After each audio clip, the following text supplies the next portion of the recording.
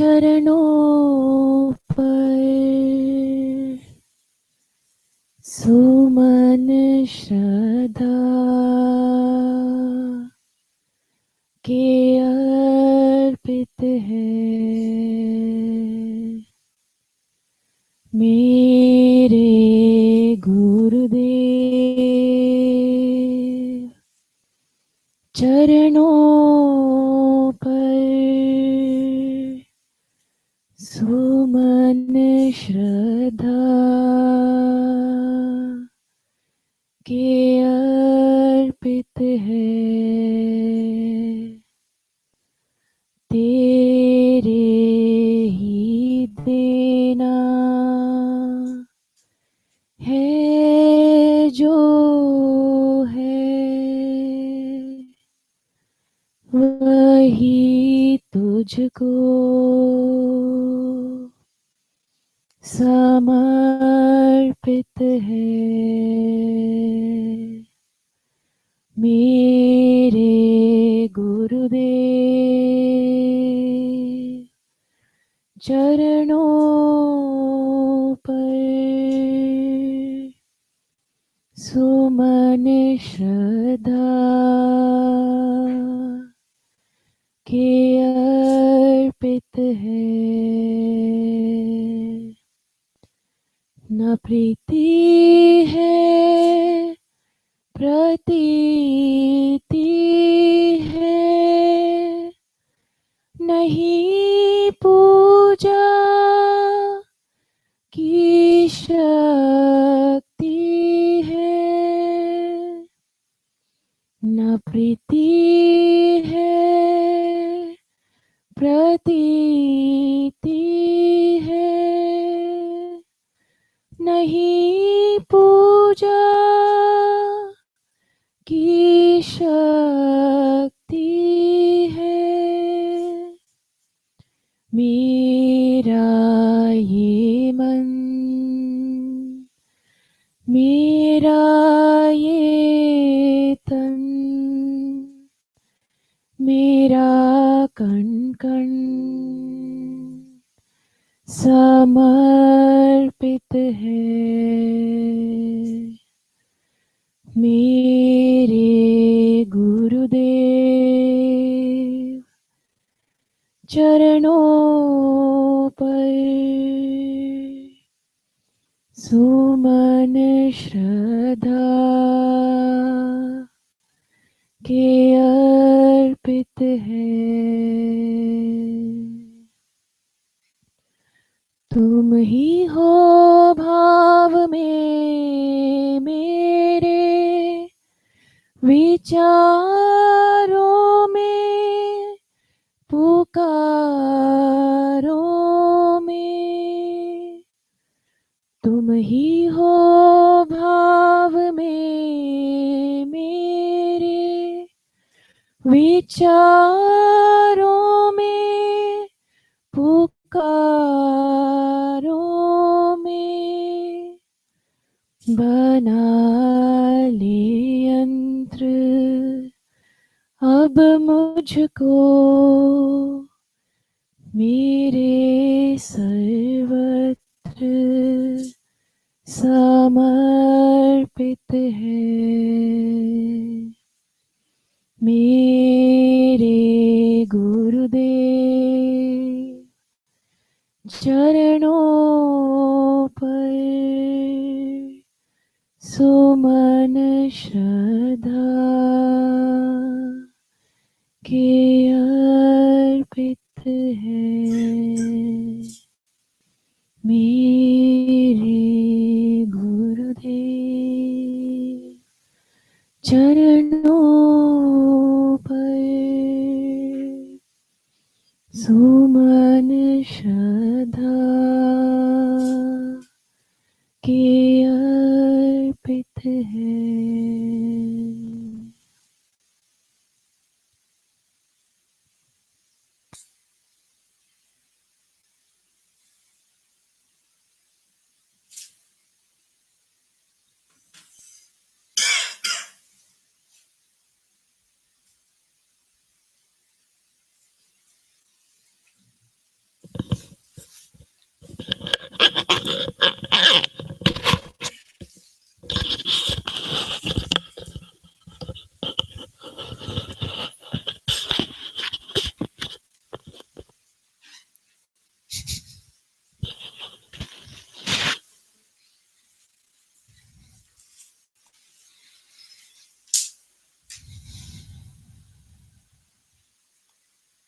Namaste everyone.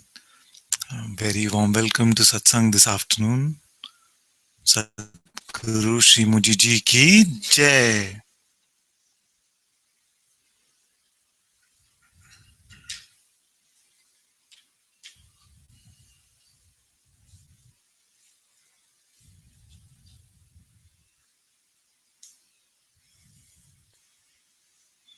If you were to peel off the layers of this existence one by one, like an onion, how would we go about it? So, first layer, this outer experience. So, suppose we peel that off. I still remain, isn't it? If outer world is no longer there, I still remain. Then the next layer is this body. The body peeled off. I still remain. Now, this field of thoughts, memories, imagination, that which we call the mind, that also peeled off.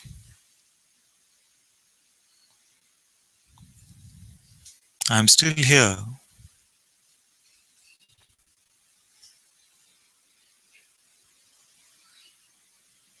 Then the layer of emotions, sensations.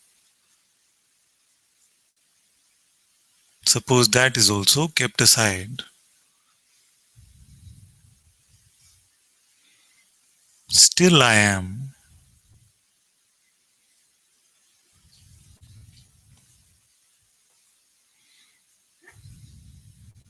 Now, even this sense that I am,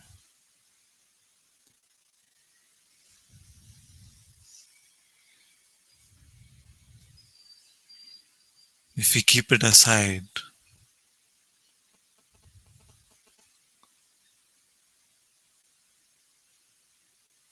this I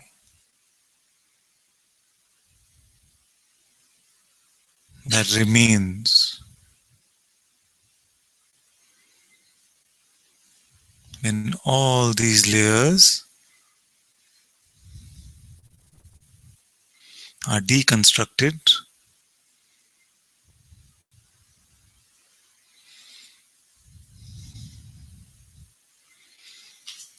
this one cannot be removed, cannot be kept aside.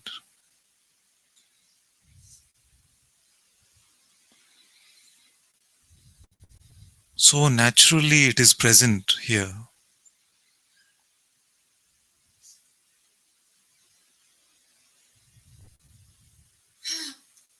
It is the core of your reality. Everything else is a superimposition on top of this.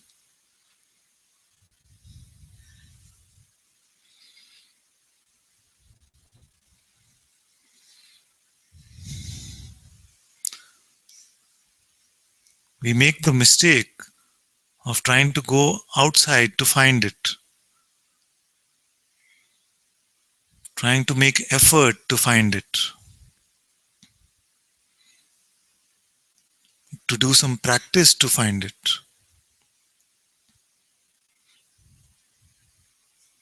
But it is not in that direction.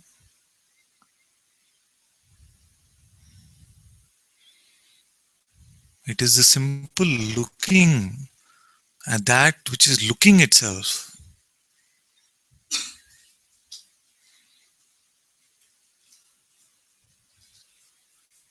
The simple witnessing of the purest witnessing.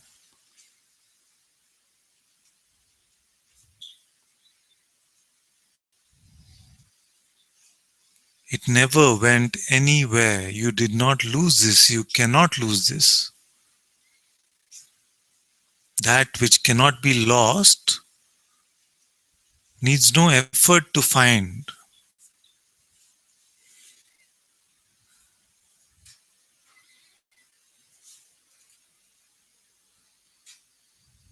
Needs no time.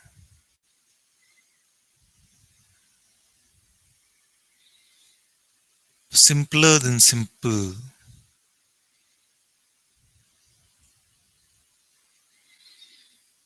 You cannot stop this awareness. You cannot stop this primal witnessing, this knowingness.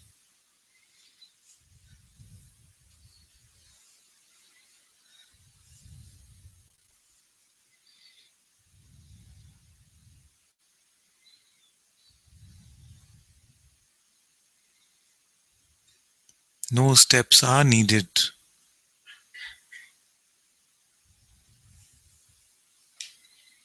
No journey is required.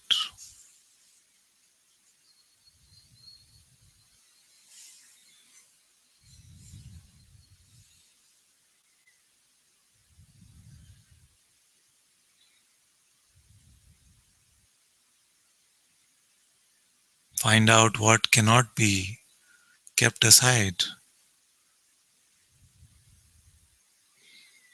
Then all appearances, all that is coming and going, is left aside. What remains?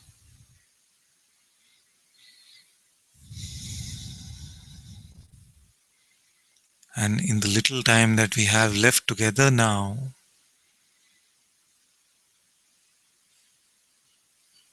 find this,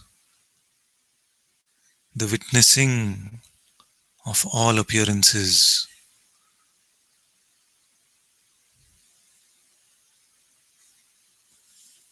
Don't be so concerned with that which is appearing, that which is coming and going, because that is in time.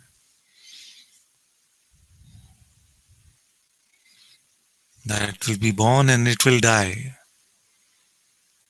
Find that which is eternal.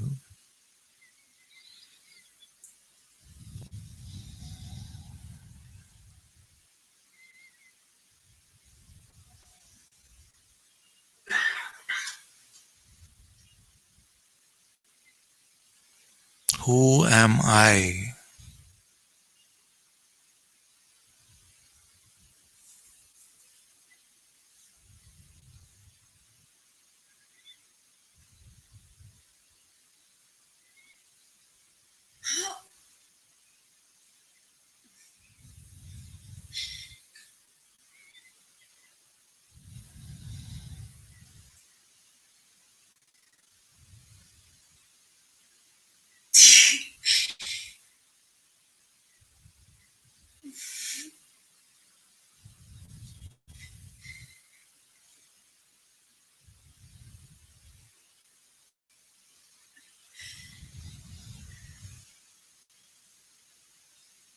Who am I?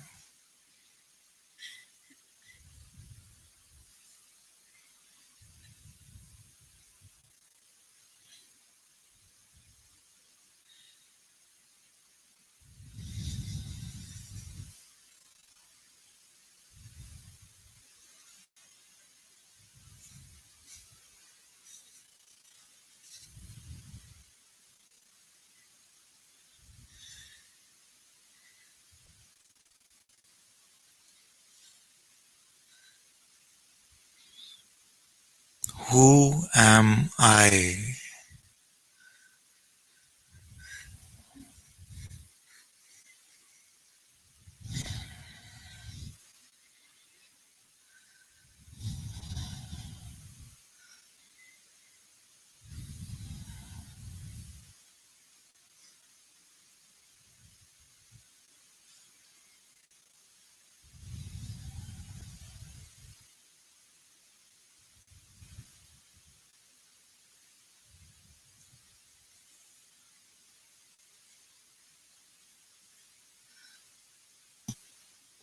Who am I?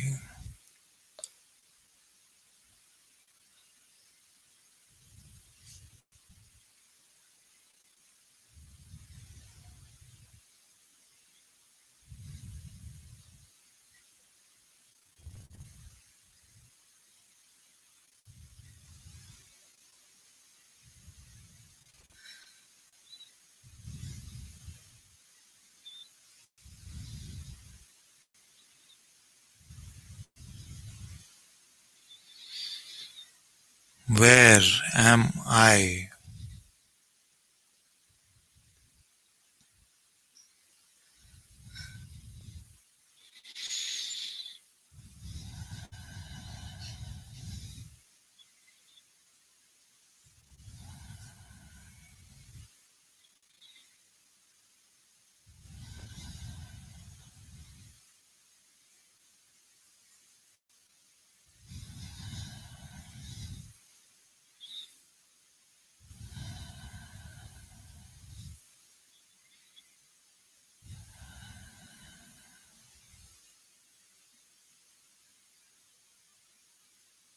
Where am I?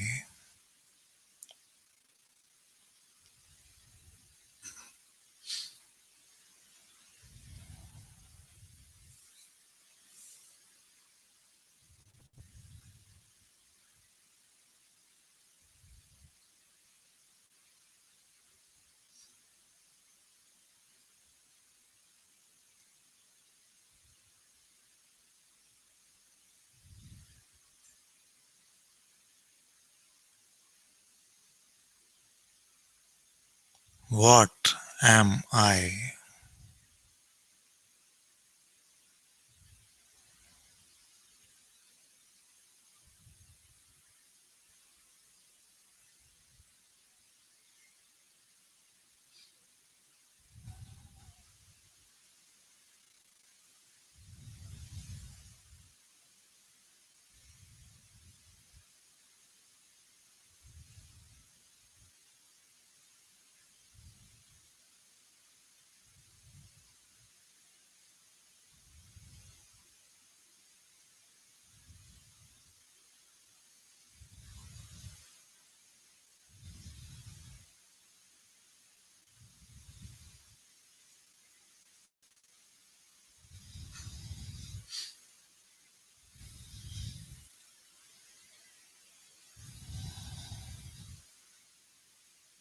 What am I?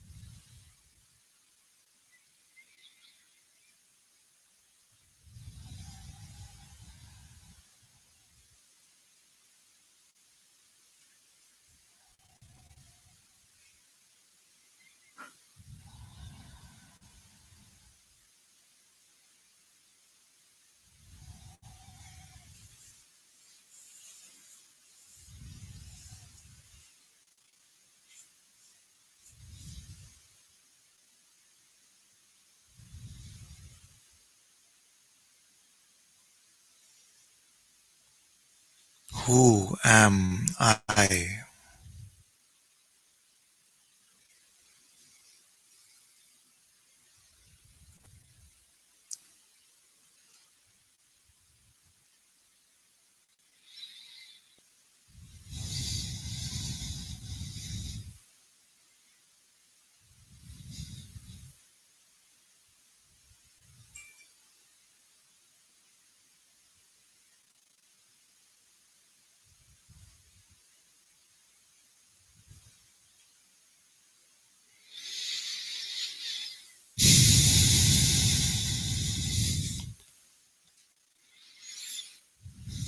Om Shanti Shanti Shanti.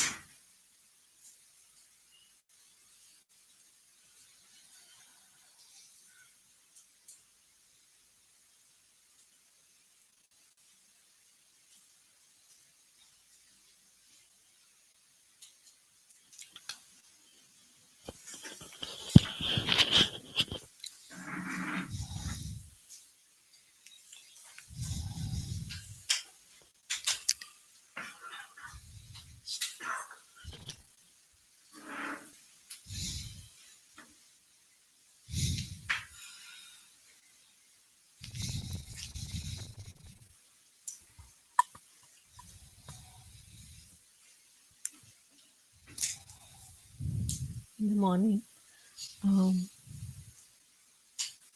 we were talking about deep sleep, and I know that I was asleep. How is that knowing different from thought?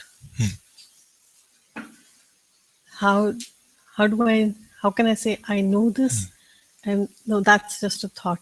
Yes. Yes. The knowing, which is the true knowing, is the direct experience.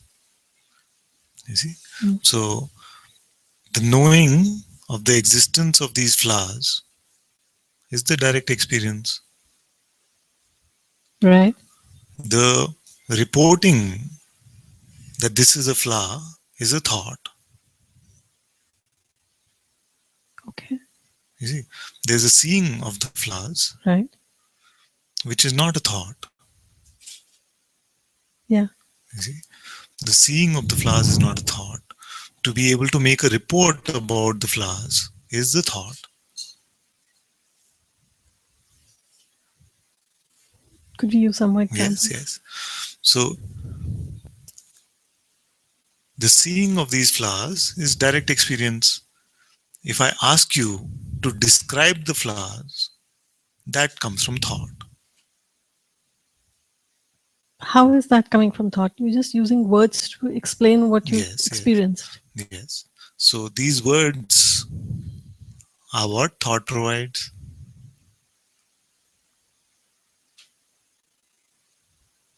Just describe these flowers. It's a shade of orange. Yeah, It's a rose, yeah, and it's got so many petals. yes, And then I could go into the texture of it, and I yes, could go into yes, yes, yes. So shades.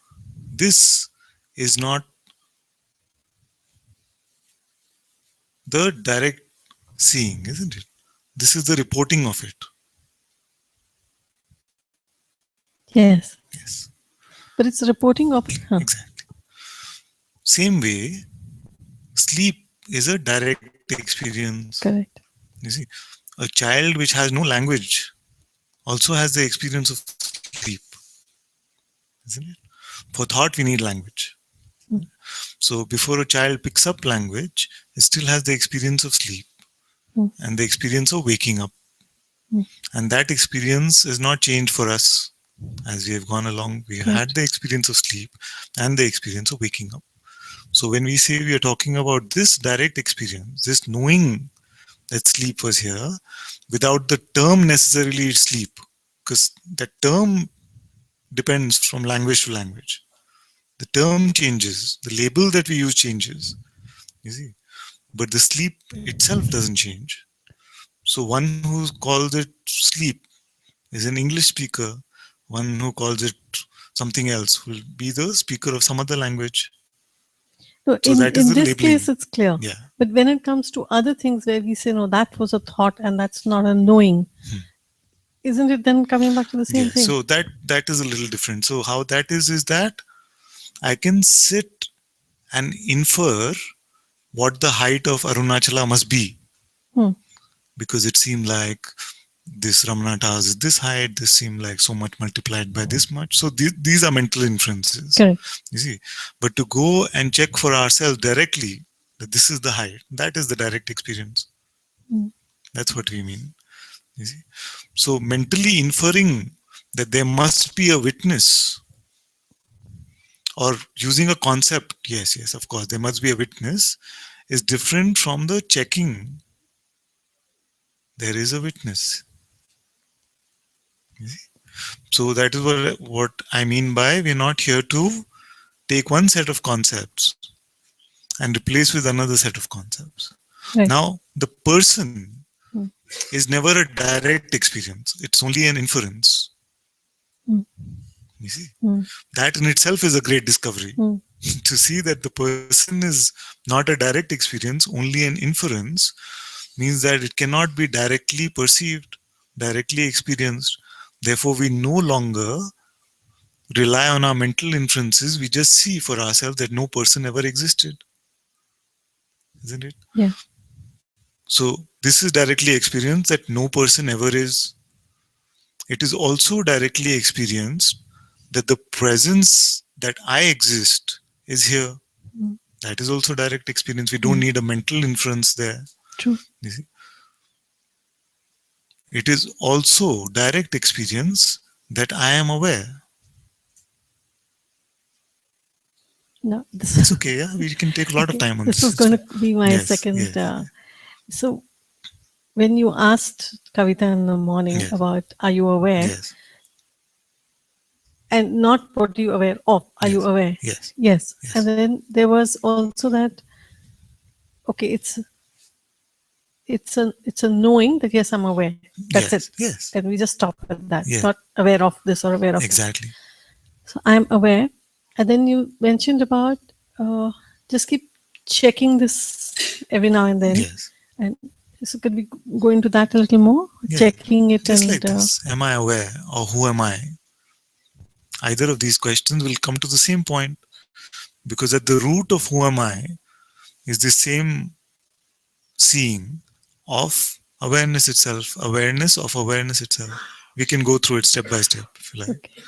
So there is a seeing of the external world, Yeah. there is a seeing of this body, there is a seeing of thoughts, emotion, sensation, all of this. Yes. There is a seeing of this presence, I amness. There is a seeing that there is a seeing. This is No, where the mind cannot fathom, you see. Why? I Because think I stop here. you stop. Yeah. Yeah, yeah.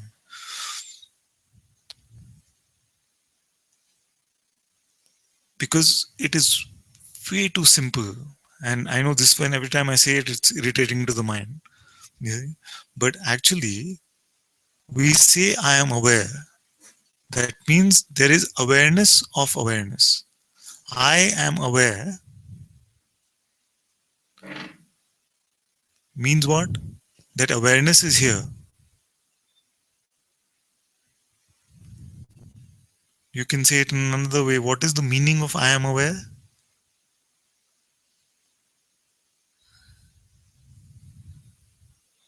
I go into the meaning of what does awareness, being aware means. Okay, Where what does is that this a is also dictionary okay. meaning of? This is also okay. What is the meaning of awareness? I don't know the answer. But yet, when I say, are you aware now? You say yes. So there's a primal knowing Yes. that this awareness is here. You see, is this knowing separate from the awareness?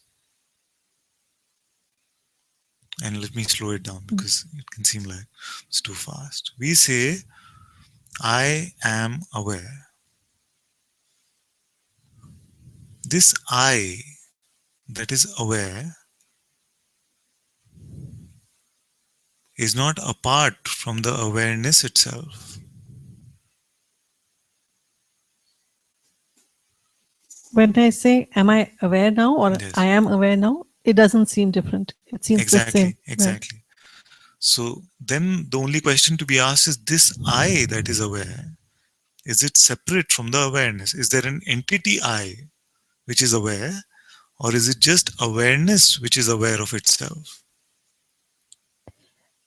No, it's if you say entity, does it have a form? Does it have a shape? Does it have an attributes? No, Yes. but it still feels like me, and it doesn't feel uh, without boundaries. It still feels contained, and that feels like me. And this feeling is arising where?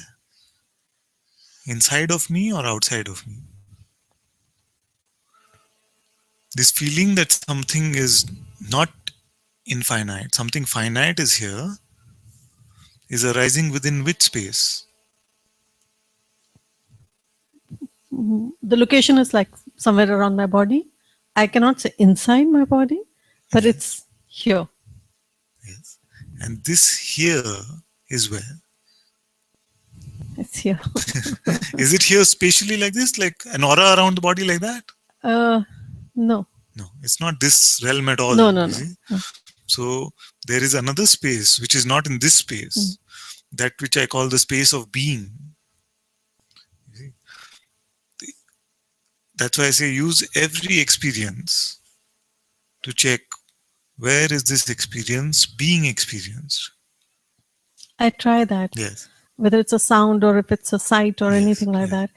It comes back in that same space. Same space, And same when space. you say, is there a boundary? Yes, I can't say it's without a boundary, yes, but I mean, I can't say it's with a boundary, yes. but I can't even say that it's Without, without. you see. So cannot find the boundary, but we cannot truly say it's infinite because we do not get to that infinity I in don't the get that checking. feeling at all. Exactly, It's not my experience. exactly. But at least we don't find a boundary. It kind of comes back to that same thing that it feels here. Yes, but that that feeling of here-ness is also inside the space or not? Which space are we talking? The same one where we cannot find the boundary.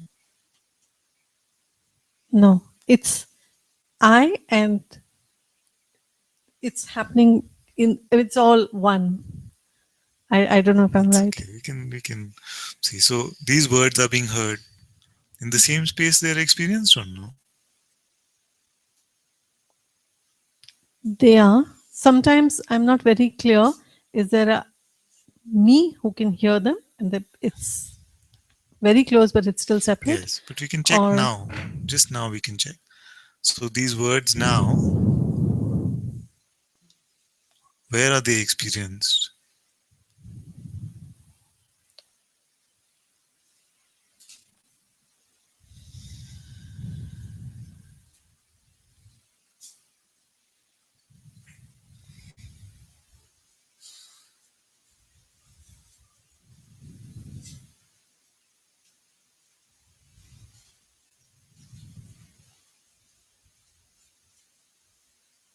I can't say right now. So this is very beautiful to check. We can also use any sensations in the body, the sensation of the body itself. Like I often say, the boundaries of the body are also experienced within this. It is only that the mind tries to use the visual definition of the body along with the sensations to define some sort of a boundary. So I am saying, where is this sense of boundary being experienced?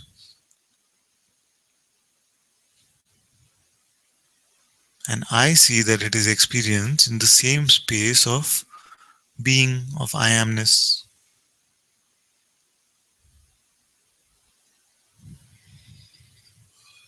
And this space of being, when I look for where this ends, I cannot find any ends.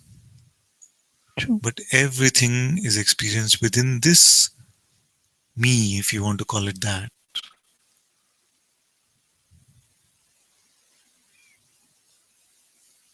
Because if it was experienced outside of this, then it would not be my experience in the first place. True.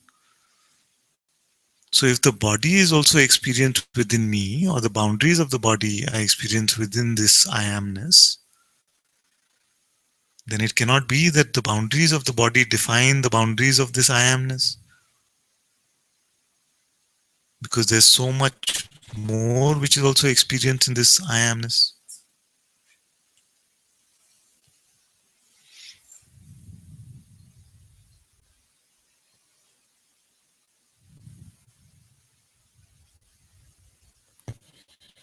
Up to this point, Yes. I'm there with you, but Up to this point of seeing that everything is experienced within I amness. yes. Okay. This So is good. now there are two This is things to good. this. Yeah. One is when you say stay with this, Yeah. what do you mean by that? Stay with this. Not so often I say stay with this actually. Do I? I don't know because I keep hearing that I keep saying stay with this, but I don't recall so much So saying. if I'm Because actually I looking, like to say leave it and show me. no, I mean when you're contemplating or you're Yes, yes, looking, you yes. say Yes, but only just for that moment when we are looking to bring our attention to this and to stay with this for a few moments. That's all I mean. and to check once in a while. I I know don't if I can really. say this, then Yeah. then what am I doing? What am I supposed to look for in the retreat?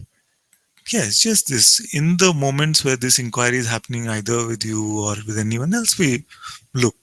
We bring our attention to this and So we I look. just, as often as possible, I keep As often as it's as comfortable. Let's say it comfortable. like that. Because Yeah. this, as possible, then everybody makes an obsessive Right. practice out of it. You see? As often as it seems natural, we can check and see. You see? And this recognition is always available in this moment. Mm. You see?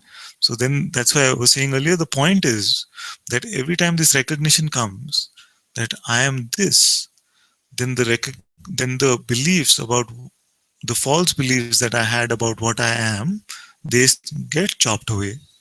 You see, so this is how the deconditioning is happening. So it's two, we can say it's two things actually. It is the recognition of what I am, and it is the dropping of the false beliefs of what I am not. This recognition of what I am is always available in this instant, takes no time. It is the dropping of the false conditioning that seems to be time bound and happens over a period of time. Because if it was that every time that one took this recognition, in that instant all false conditioning would drop, then everybody would need to come to only one satsang. Mm. You see? But it's not that way. The same way that conditioning was built up over a long period of time, the same way to drop conditioning seems to take this process in time. Now, this time varies. For some, it can actually be one satsang, and for some, it can be 10 years of satsang. Okay, I'm certainly not for one who it's fallen in one instance, but on the same hand, then the question which keeps coming up Yes. is that then how am I supposed to make the best use of my time Yes. in a silent, intensive retreat? Yes, yes. Just to follow what is being said when inquiry is happening with someone, just to look along with that. That is during the sessions. At Yes. outside? And outside the sessions, just whatever is flowing naturally, just stay with that. If it feels like this question still remains, this question still, there's an urge to inquire, then do the inquiry. If there is a feeling to just be quiet and lie down and go to sleep, everything is fine. Okay. It's not it's not anything to be forced or anything to be done really. So this I-amness that Yeah. I am just talking Yes, about yes. is the same presence and the being that, Yes. right? Exactly. And it's not the same awareness that you were talking to Kavita about. That which knows that this I amness is here is the awareness. Okay. Okay. I'm not there yet. Yeah, no, you are there. Use. Okay, so that's why we use. No, we say, can you stop being? I understand being as in, can I stop existing? No, I can't. Is it a mental inference or a direct experience?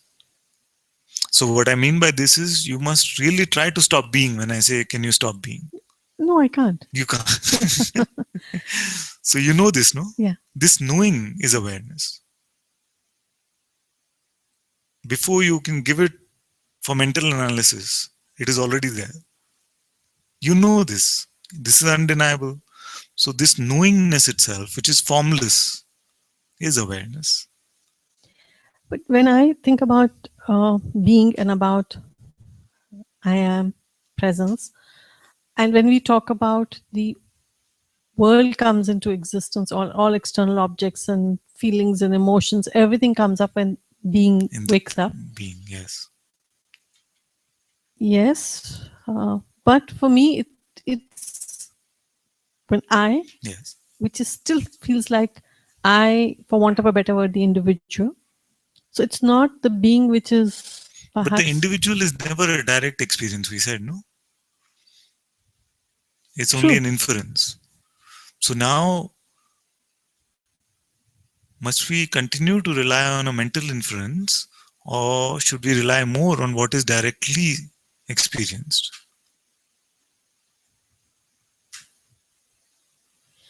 No, I'm trying to say that when there's a conversation about um,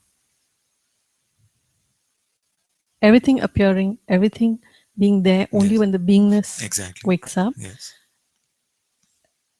I get that, but that for me it still feels that when when I die, it'll stop only for me, but it'll continue existing for the others who wake up. But this is again an inference. It's an inference, perhaps. No, there is no direct experience of this. So it's an inference, and you can correct my language. It's and inference.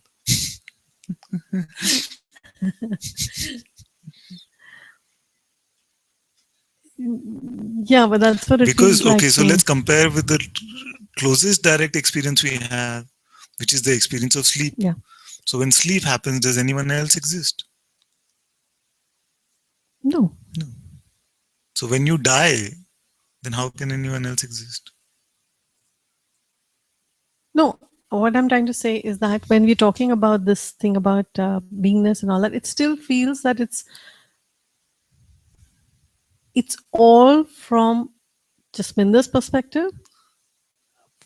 I know Jasminder's not real, but I'm still using that word. So it's all from Jasminder's perspective. And even if it is all my Leela and it's all my Maya and all that, but it still feels mine. Okay, but for this we have to say, what are you defining Jasminder as? For it to be Jasminder's perspective, there must be a Jasminder. No, that beingness that we were talking about, that. Okay. So if that beingness, yesterday we were talking about this, about one of the mind's ultimate tricks is to say that this I amness itself is the person. You see? But when we look at this I amness, does it have any of the wants, desires, aversions, likes, dislikes that Jasminder has? When I separate them, then no. When you don't look at the basket of beliefs and you look at the I amness itself, then you find that there is nothing personal about this one. It is just a presence.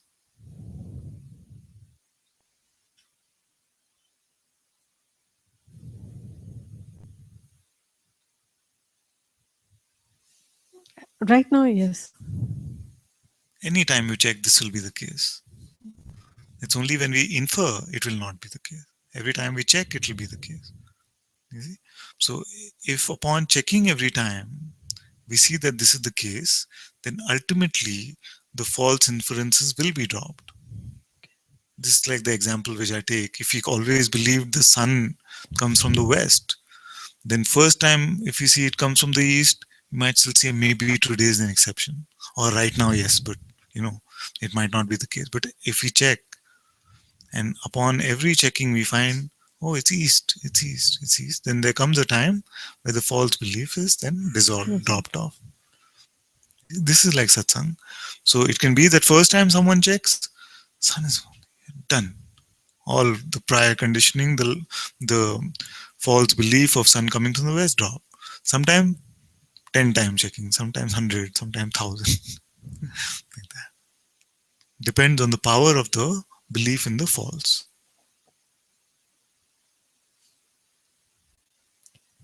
You see?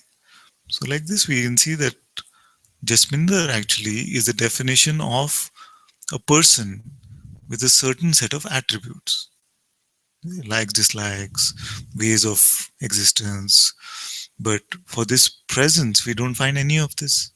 So to say that this I amness itself is Jasminder is a trick of the mind again. This I amness itself is you, but you as consciousness, not as Jasminder. And this is the only you which has ever existed in this realm. So every time I go back to that presence, Yes. and how am I checking that this is not an inference, or this is not the Because the wants and presence is your likes? direct experience. When you say, can you stop being? Then you see that the presence is here. And you see presence is here, then you check. Is it asking for something? Does it want something? Is there any of these personal attributes that Jasminder would have? Does it have any of that? We say no, it's just Being. It's just being. We cannot find that one which has all these attributes.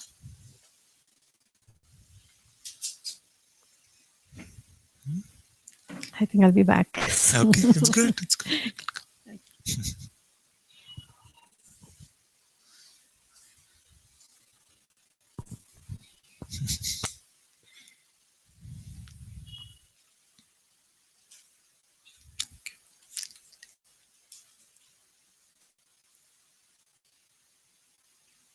He's not come, so he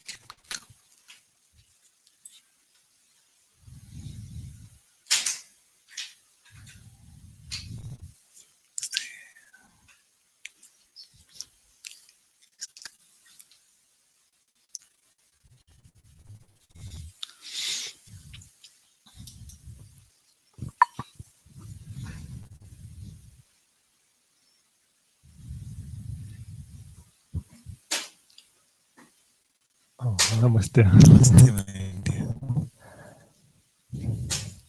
I came probably with no question. Yes.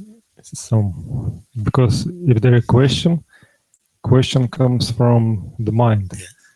And the moment when you are not mind, then there is no question. Yes. I came to thank you for there's a lot of feelings, or not feelings, what came. But in the same time to thank you and to clarify Yes. Yes. the father. It gave me a lot of understanding to the mind. The Father. The word. The word. The Okay. word. I see. Because there are two ways to perceive it. It's direct Yes. experience Yes. and one for the mind. Yes. So I got quite really a lot for the mind. It's already much more simple to understand what does mean Yes. Father, God, Yes. and itself. And now when it comes to the direct experience, Yes. let's say in relationship with you Yes. or Guruji, Yes. or Bhagwan. this is what I found is really nice way to double check where I am. Yes. Because once it looks like when you are not in this connection, then it just comes like mind says Father, it's a bit cloudy. Yes. But when you are really in this moment, Yes. then it's no question. It just becomes the same energy, the same Yes. flow. Yes. So that's about this feeling how not to lose, but just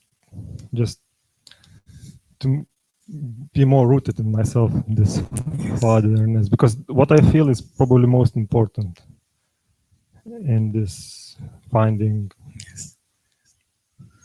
or waking up. Just to clarify what you're asking, is your question that how do I remain rooted in this connection with the Sadguru or Father? Is that what it is? Yeah, Sadhguru, then it goes with myself and Yes. yeah. Yes. Yes. I know the inquiry is the one of those, but inquiry goes through the mind. So that's already Well, too far away. let's look at this one, because inquiry can be done by the mind, can be done. But what we are talking about is that inquiry which is the direct experience. So when we say, who am I? We are not buying the mental answer, which would be the inquiry done by the mind. You see, when a mind also comes with an answer, we say, who witnesses even this? Let's check.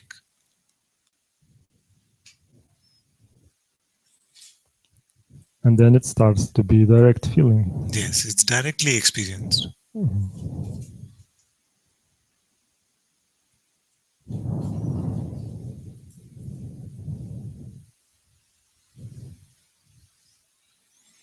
So these questions, who am I? Can you stop being now? Are you aware now? Are bringing us to the direct experience, not asking for any mental inference.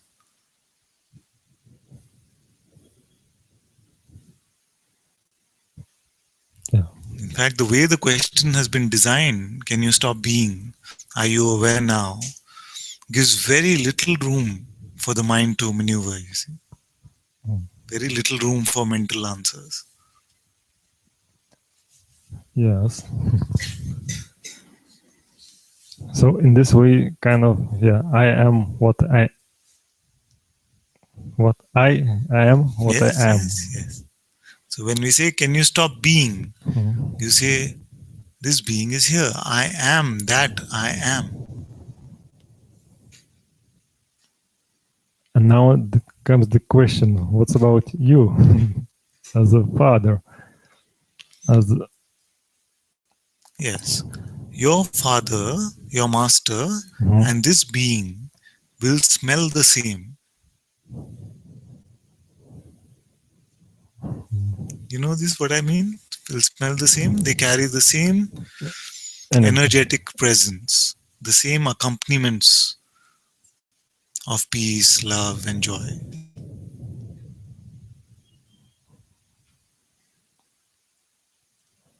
But again, it comes like from the mind that I must understand it will be the same energetically feelings, No, but it's again not from the mind, because mind cannot report on this. It is direct experience what is arising. If there is peace, if there is joy, whether mind admits it or not is secondary. Your direct experience is the tasting of these love, peace, and joy. The perfume, the fragrance of being.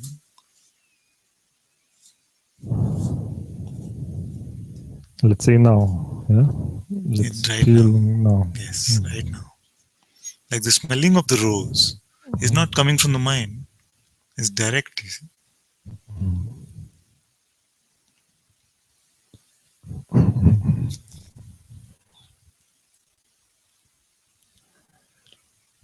Yeah, I really understand and I feel this Yes, feeling, yes, but this connection, how it happened, because for me, it was like with Muji, everyone is Muji, yeah, and it just depends from which source people talk. yeah, If they talk from yeah, being yeah, itself yeah, or from mind. yeah. Can I say something about this? Yes, everyone is ultimately consciousness. Everyone is consciousness. Therefore, everyone is this being that is here. And yet, when we come across the appearances of so many beings, you find that one being is playing as this, one being is playing as that. You see, there are few rare beings which are not playing as anything at all, with very little identification, very little conditioning, those that are playing. You see, minimal. That those are the masters, because conditioning has been dropped. And they are the purest embodiments of this being, because this pure presence I am has not been attached to too many beliefs, too many attributes. You see, that's why for masters, nobody can really say this is the way he is, you see. Because one day he's this way, next day he's some other way, because there's no real definition of personality or something. You see? So nobody can truly define a master and say, I know him, he's like this. You see, every time somebody tries, they fail. You see, because next day the master is something else. You see, so every time we try to make some idea about how the master is, it fails, because there is only presence which is operating with very little conditioning left now. You see, very little conditioning. So there are few in the appearance which are like this. Although ultimately everyone is the same. Like I was telling Sonia yesterday, I recognize the truth of what you are, and you are God. You see, but this is God which is playing as Sonia right now. But as the conditionings of Sonia keep dropping, then only pure presence will remain. Yeah, that's how kind of understand Yes. when you or Guruji never talks to the ego. You Yes. just always talk to the source. Yes, And because that would someone be a else. waste of time. Yeah, and you just give energy to Yes, it's it never. just one more Why talk theater. to something which doesn't exist? Yeah, exactly. to play one more theater Exactly. on the stage.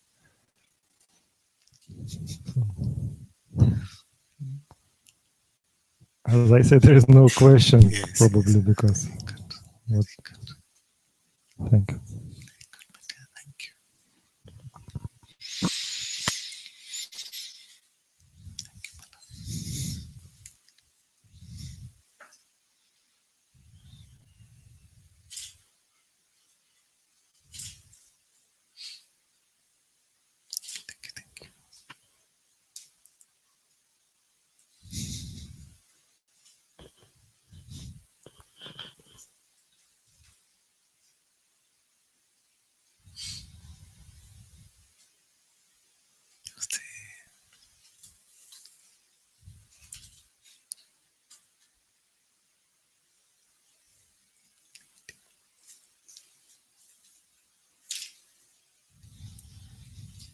Welcome, my dear.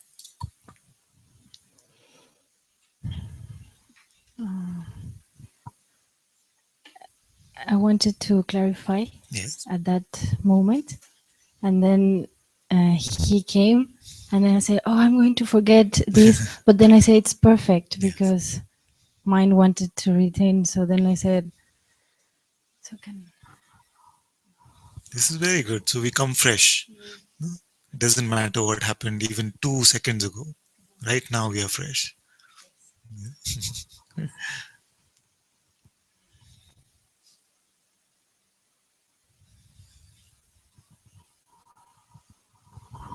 And make no attempt to present something at all. Just if something comes, it comes.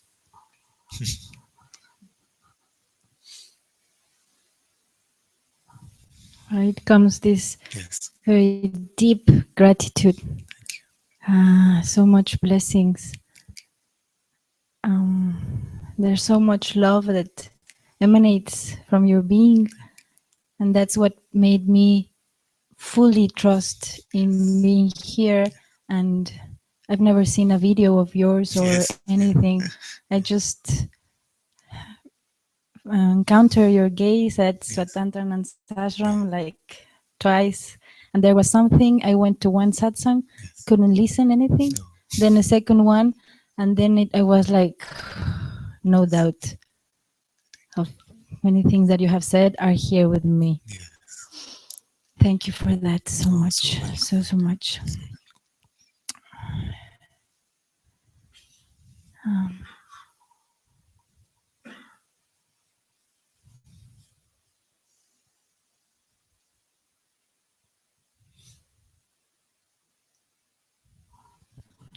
And just to clarify, this is Yes. here. Yes.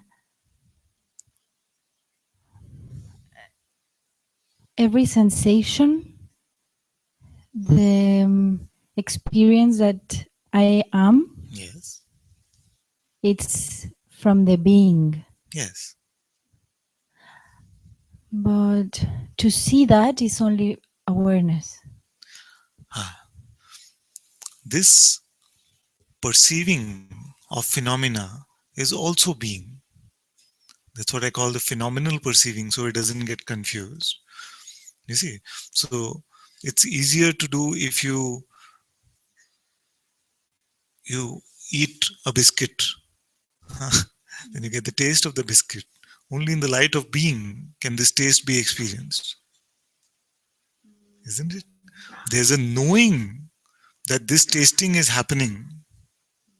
That knowing is awareness. This tasting is still a product of being. So this way, the perceiving of all phenomena, including sensations, emotions, all of this belongs to this being itself. And yet there's a knowing that this is happening, which remains untouched. That knowingness is awareness. Okay, for example, for a blind person Yes. who has never seen the ocean, Yes.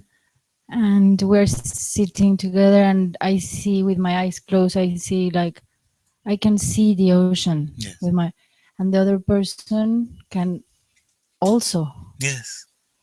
but it's a different experience. Yes. but that seeing is happening in being, In being. Both are happening in being. and All, both. all perceiving of phenomena is happening in being, by being.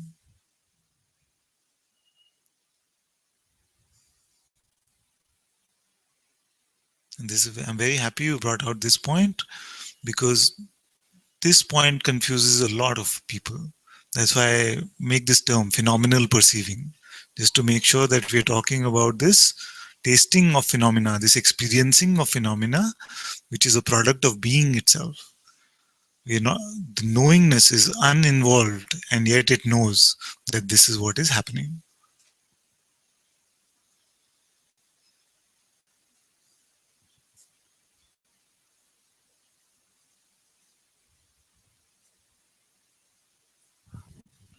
So the I know that I am aware Yes. is This is awareness aware of itself, because it is not phenomenally seen, you see.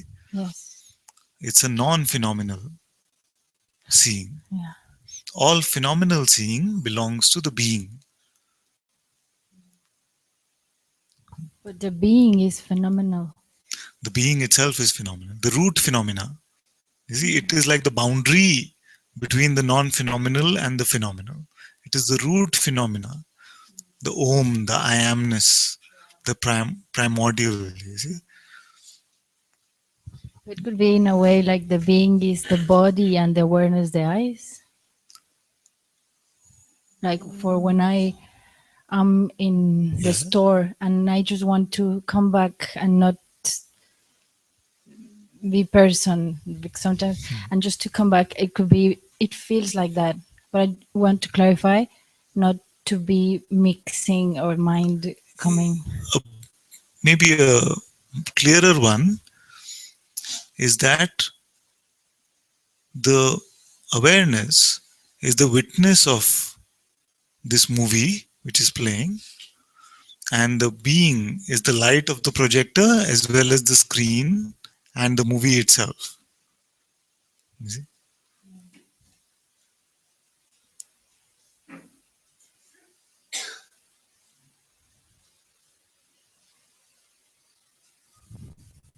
Just as it is simpler than simple, as you Yeah, say, and yeah. also Guruji.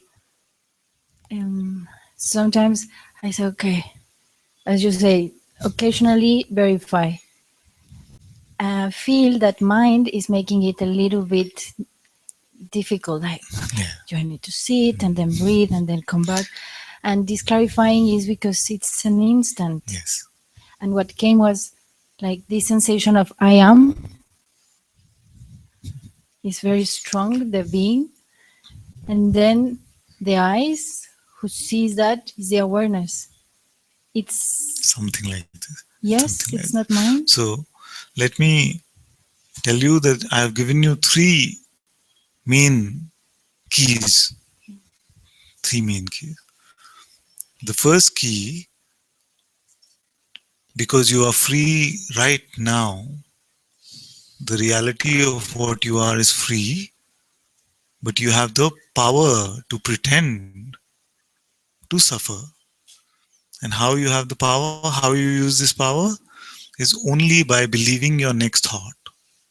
So the end of suffering is available right now if you don't believe your next thought.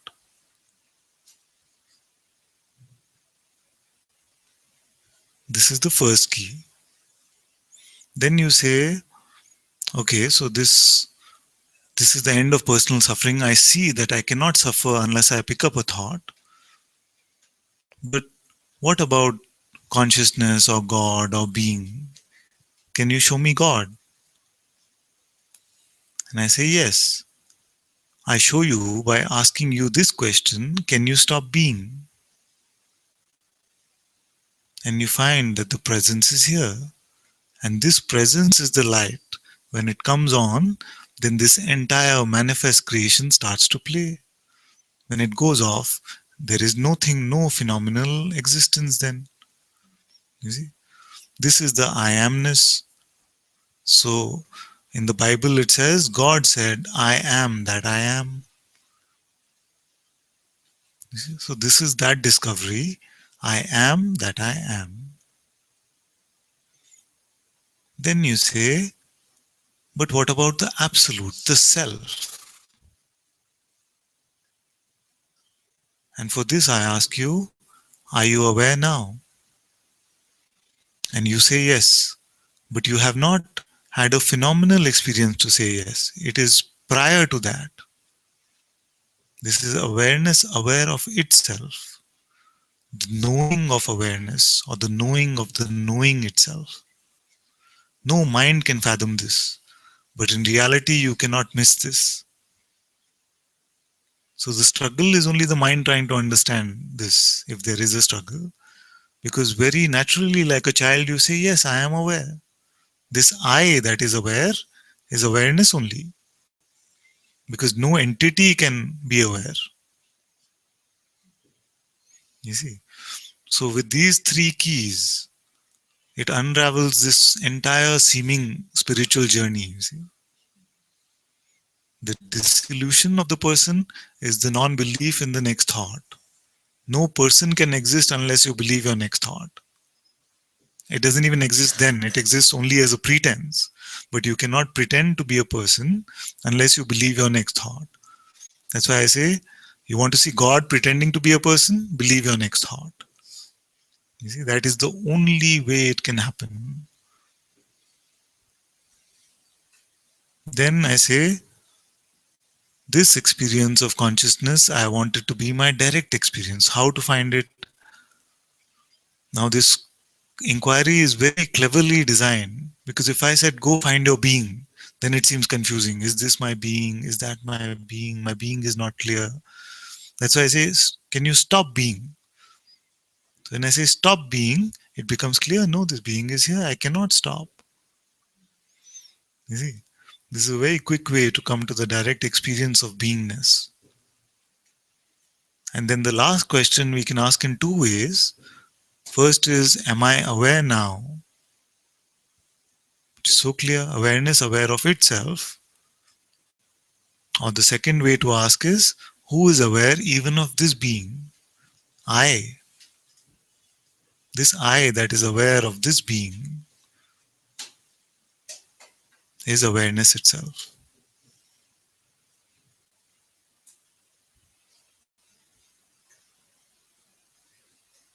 And actually, if you stay with these three simple pointings, you cannot get lost anywhere in this.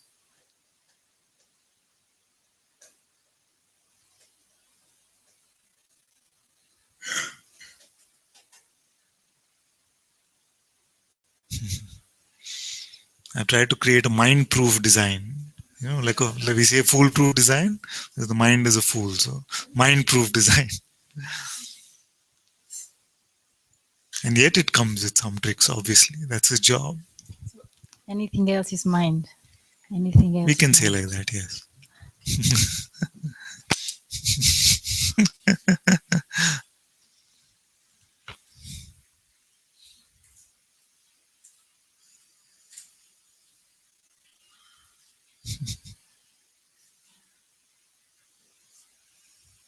Very good. Thank you.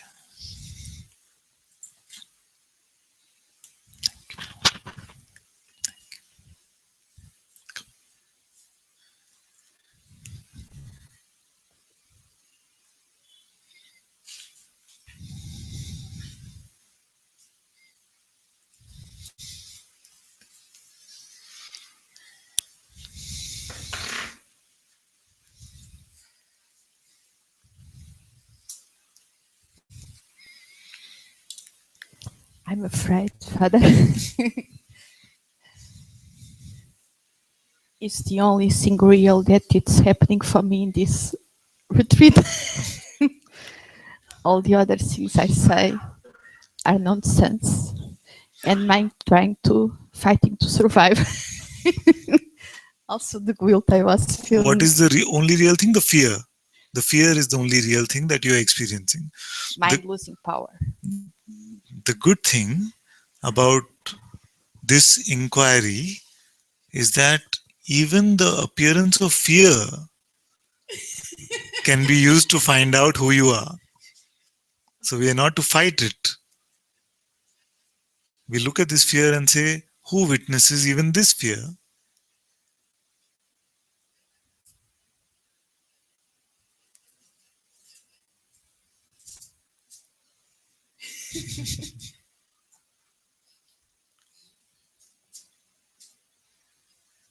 Something who is behind fear. Yes. Is that something you or somebody else? Are you the witness of fear or is someone else? Love is witness to the fear. Love. And who I witnesses don't know love? if it is judgmental. It's okay. Who witnesses love? Actually, love and fear, in this way that we define love, love is the opposite of fear.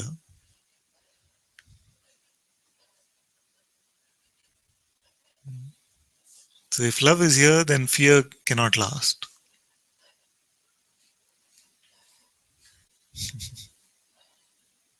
Yes, I was feeling some releases are coming, but I forget. And I just want to say thank you to Oma that was helping in the morning when I was feeling bad. It was not allergy, it was some release. And I was sad and happy at the same time because you are near to me having breakfast, and I was feeling some longing. And is this that is here? Yes. I'm not able to talk by mind in a certain way. I like when this comes. Yes. So all of these appearances are here. But are you also an appearance? Or are you the witnessing of these appearances? It's difficult to feel the witness. It's how I feel the environment of love, and I just want to fall down. I don't know if it is mine talking. Tell me, Father. A little bit getting mixed up. Also, So- mind is fighting. So. This field of love, which is also seen, isn't it? You would not be able to say, Yes. Also, is mind trying to do a story. yes. Yes. So this is also seen. The seeing of this is untouched by it. You know what I mean when I say the seeing of this, of whatever is seen, either love or fear, that is witnessed, no? It's strange because all my life I was trying to find love. So suddenly it seems an illusion, an idea about love. Yes. Oh, so what I was feeling as a longing of love, it was not real love. No. Okay, so let's look at it like this. There is the phenomenal tasting of this love, so beautiful love, like this, this love. But in deep sleep, this love also goes. You see, therefore, this also must be phenomenal. Now, there is a higher definition of love, which I don't often use because it gets confused with this love, which is the oneness, the non-separateness of awareness itself, which is not a phenomenal tasting of love. We cannot say, wow, love about this. You see, now what we have been chasing is this phenomenal feeling of love. But no feeling is permanent. No state is permanent. It is coming and going. That is why it is called a state. You see? So we must not try to get attached to any state, including love, peace, and joy. They are actually in service to you. You are not to be in service to them. You see? For your true being, actually, it even makes no difference the presence or absence of love, peace, and joy.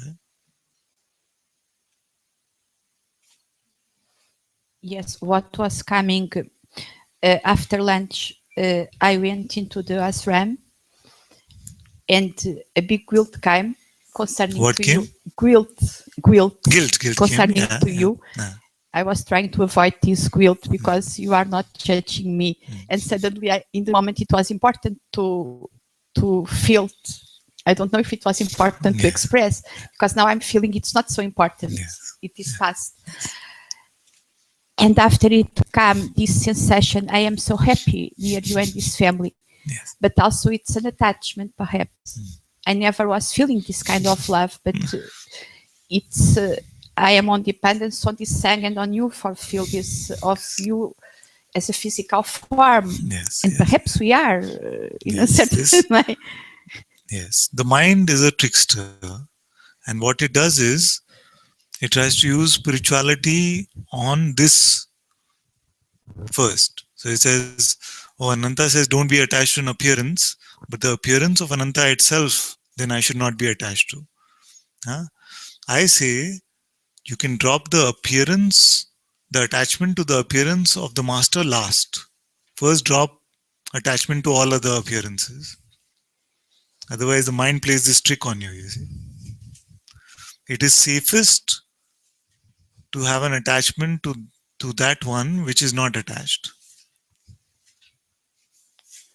Because there is no possibility of any personal reciprocation coming from that, you see.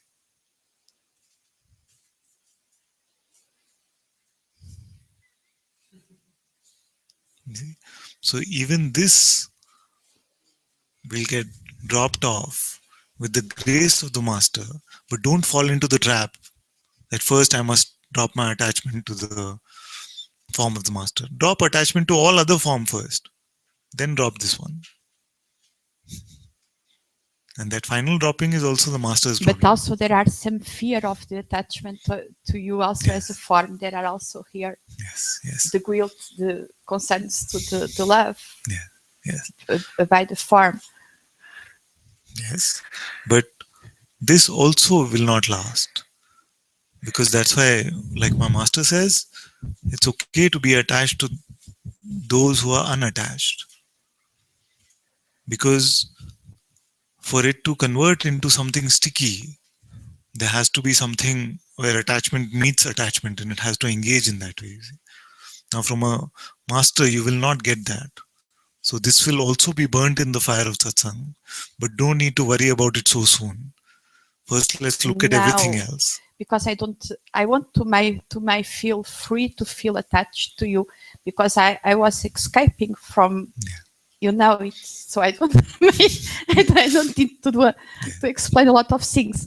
I was trying to escape for the attachment for you, because there are also the fear of love, and it's kind so in a certain way I'm happy for perceive this. The ones who are unattached are teaching you to experience the presence of this impersonal love, you see. You cannot have a fear of love. You can only have a fear of need. You can only have a fear of wanting or grasping. Exactly. Now, when you're starting to taste impersonal love, which has no expectation, no need, then this will very naturally come to you. Exactly. I knew that in you I will find this kind of love. Yes. And I was afraid of finding this kind of love. Now This is also the- mind is playing, trying to perform something to you. But I'm sad about this need of performing. Don't be sad. Let it all be my problem. Okay. I'm so happy to find you as my Satguru. And I don't know, with attachment to give everything to you. And to Oma, she helped me so much wisdom. Thank you. Where is she? He's very humble, but I don't know how she makes a miracle. I thought you were saying Amba, so I was looking for Amba. Where is Amba? Amba is there. Very happy. So it came so much love and wisdom through her. She was there when I was feeling bad. Now she's feeling embarrassed. Yes, it's true. Thank you for being my master. So welcome.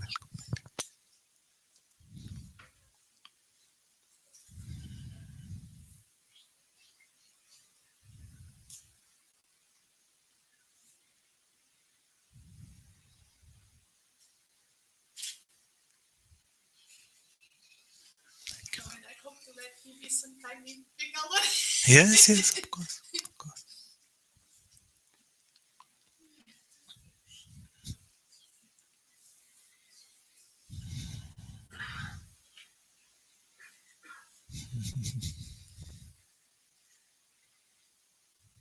Please come. It's okay. You come first, then he can come.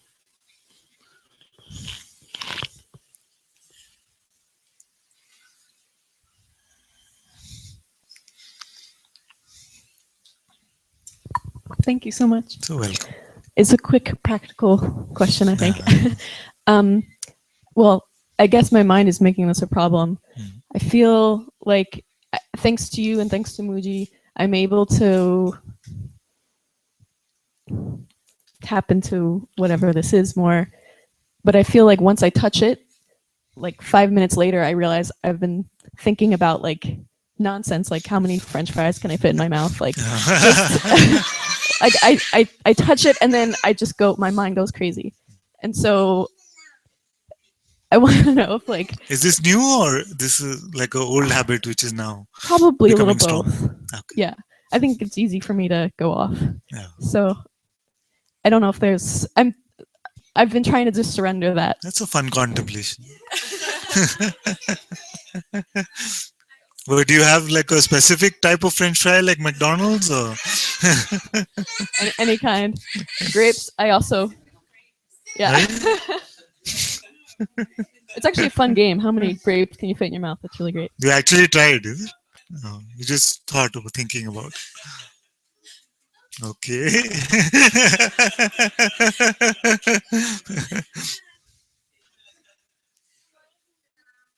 Huh? So this is just like a play, no? Not nothing. It's not sticky or anything. Yeah, it's not really, I mean, there are sticky thoughts too, but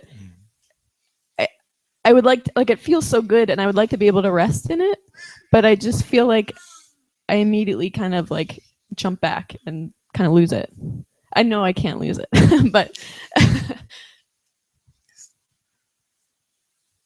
This is the truth is your eternal resting place. Don't worry about that at all. And it is the truth itself which wanted to play as this. So it's creating these forces of attention which you can give to these kind of things for its play. So we don't have to be so concerned about that. Just when something starts pushing our buttons or some suffering comes, like this kind of how many French fries can I fit in my mouth cannot really cause suffering. Because if you discover the number is really small, will it really trouble you? No, it's not so troublesome. So this is okay. This is just fun. It's fine. But when you start to sense something which is troublesome, some button getting pressed like that, then you pull it into your inquiry and say, what am I believing? Or who am I? Or any of these questions I've asked you. so you don't think it's like a kind of avoidance or like I should just not worry about it, I guess. Yeah.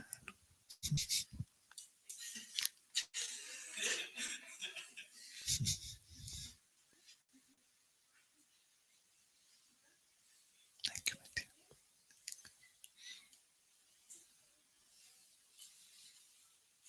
Stay.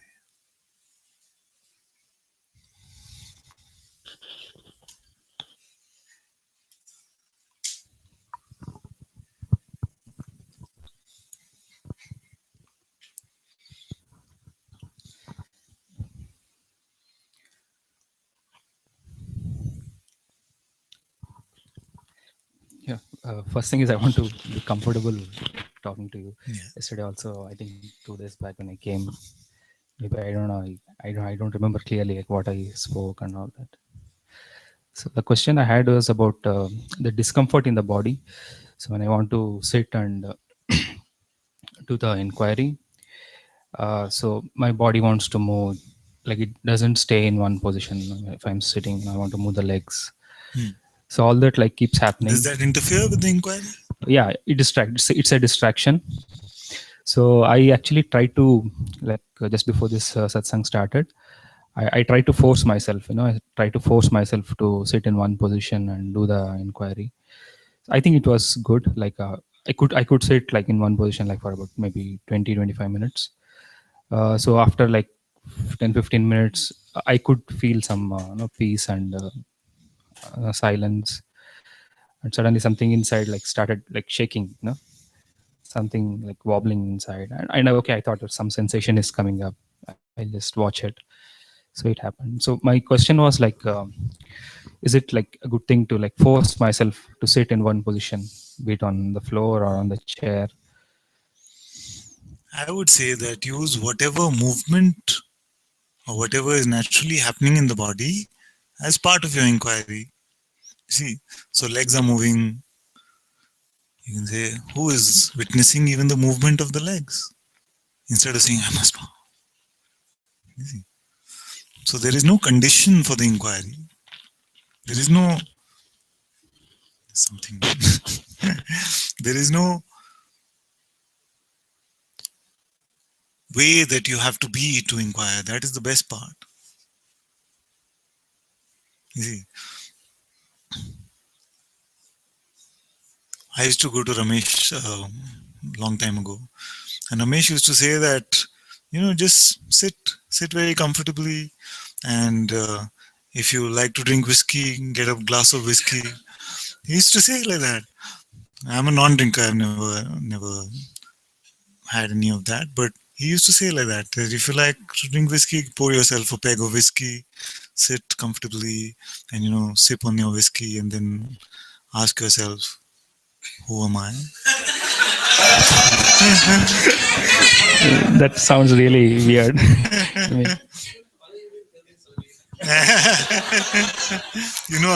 I left Ramesh. No?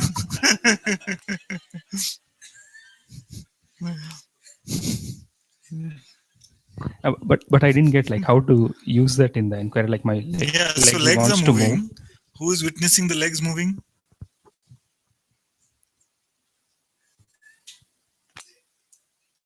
Head can move, legs can move, body can move. It doesn't have to move. But if it is happening naturally, don't try to resist anything which is happening naturally. Pull that also into your inquiry. Nothing can stop this inquiry or block this inquiry, because that which you're looking for is where you're starting from anyway. So is it not the mind's play of distracting from the inquiry, like creating a Yes, distraction for but the you inquiry? use every mind trick to do the inquiry. I say this often that the mind is a trickster, we keep saying, but you are the supreme intelligence from which the trickster gets its tricks from. So you are the greater intelligence actually. You see? So being cannot be outsmarted by mind unless it wants to. Yeah?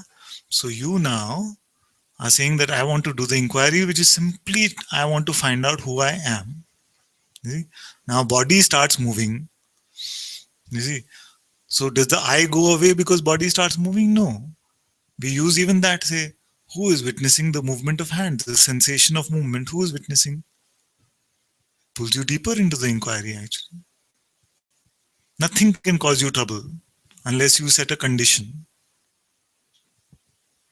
Nothing can stop your inquiry because the reality of what you are is always here.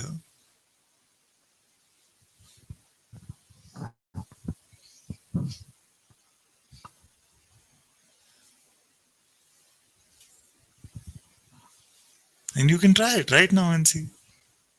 No, right now my body is fine. It doesn't want to move. Yes. Even some have very strong energetic movements happening in the bodies. I've seen, you've also seen. Even that can be used to inquire. Who witnesses even these movements? Same thing. That which is unmoving is not affected by any of this movement.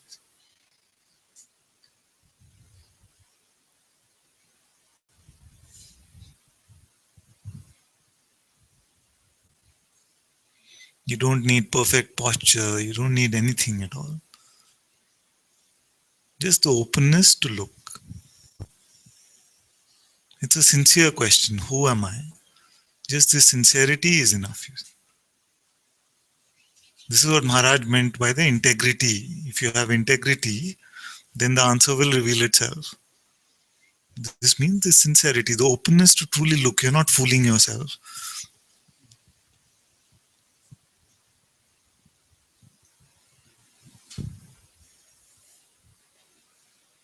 If you sincerely ask yourself, who am I?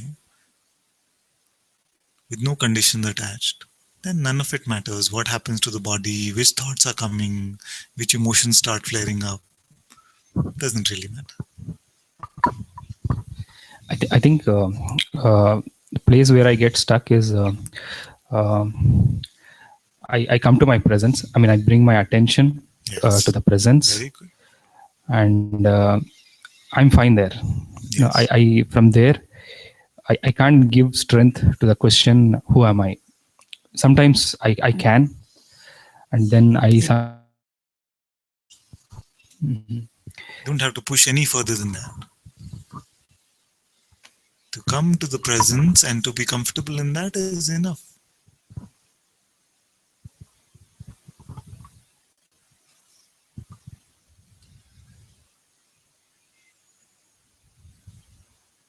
And the presence is like, I want to clarify, you know, what Yes, of course. I'm assuming as presence is indeed what you are actually saying. So presence is like a field of energy field around my body. That's how I perceive it. That's how the perception happens maybe. Energy field around your body. Let's use my question, which is, can you stop being? No. Yeah. Why?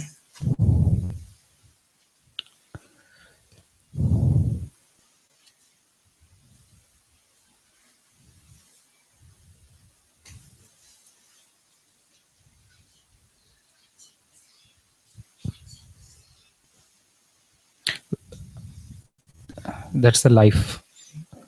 If I'm alive, that means that the presence is there. This you're speaking from experience or inference? No, it's my experience. Experience. This is being.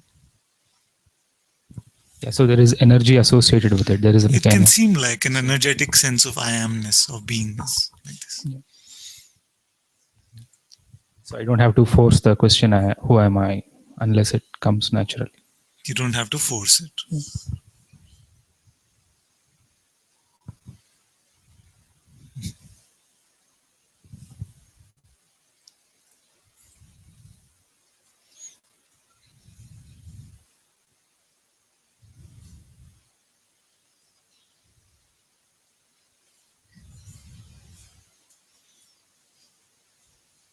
Often I say, we have no practice, no effort, nothing, only one rule we have, which is keep coming to satsang. Yeah. And about satsang, I had a question like attending satsang in live versus attending on Hangout or watching a recorded video. Sometimes I don't know, like whether You stay where? I stay in Bangalore. Bangalore. Yeah, yeah, I can come live. But before I got to know about you, I was watching Muji's videos. Yes. So even recorded videos of Guruji's, they started working. Of course. Yeah, so I was actually surprised. How could some pre-recorded videos work? And then I attended Hangout satsangs with you. And when you were answering my questions, I could feel that presence, and it was working. So does it matter the live satsang versus Hangout?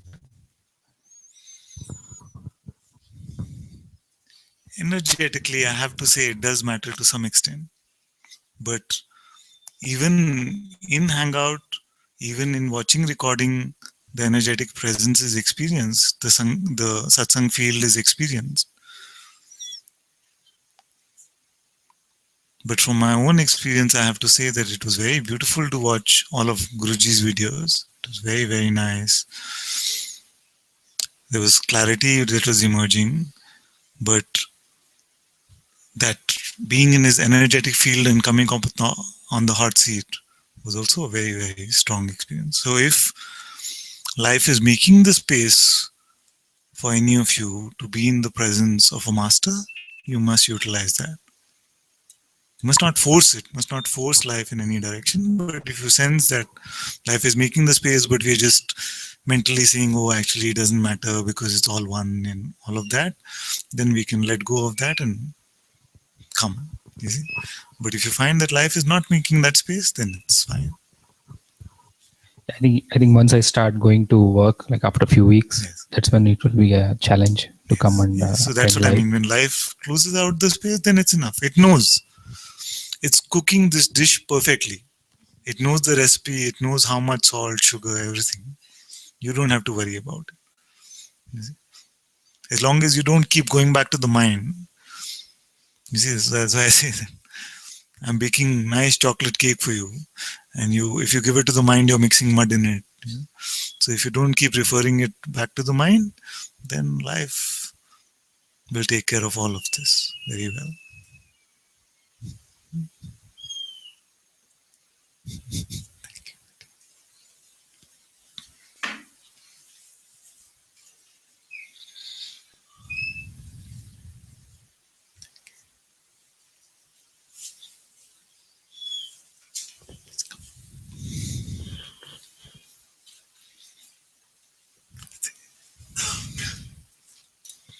When you say that staying in the presence is enough, He's trying to ask the question.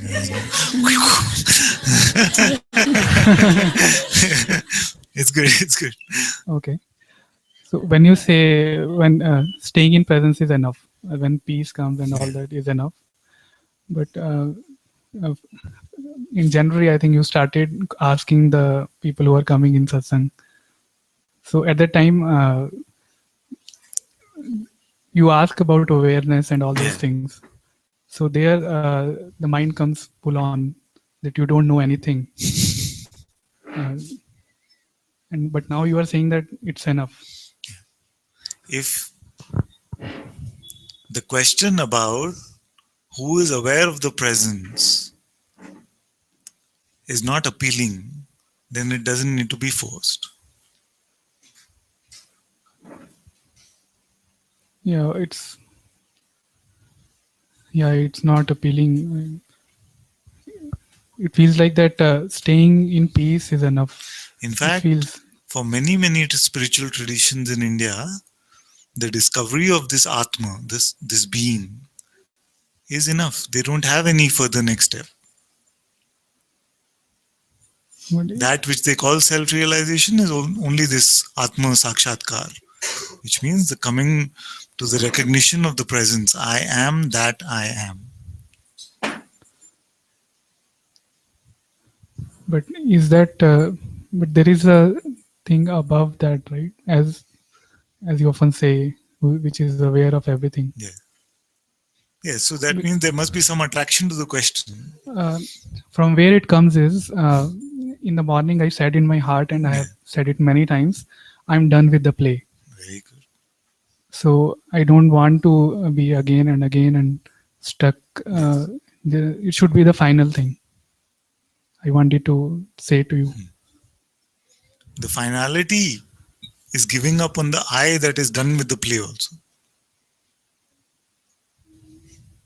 Sorry, I didn't get you. The finality is being done with the one who is done with the play also. The I who says I'm done with the play, be done with this I also. Yes. Yes. So don't touch this I. Now.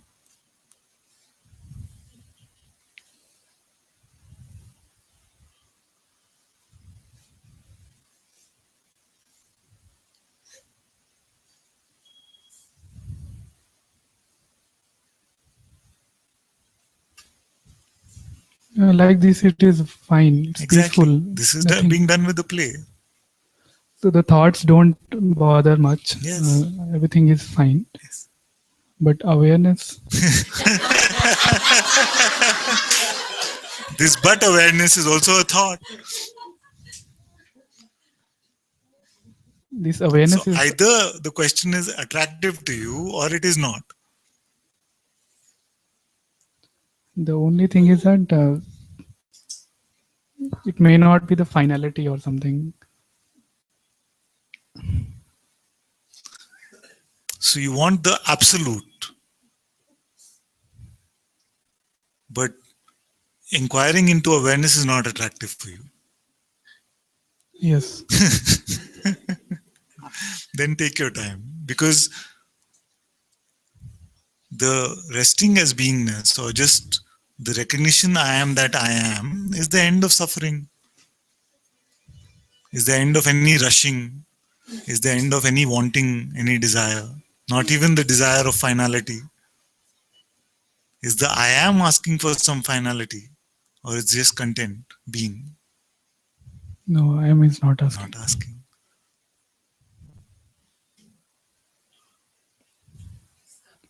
So maybe whenever it has to happen, it will happen, right? Yes, There is no need to. yes, yes.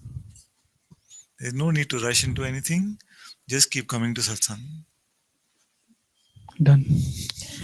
Thank you.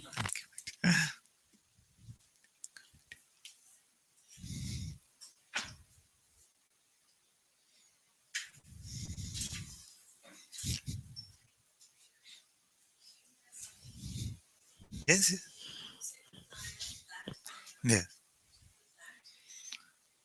That I am.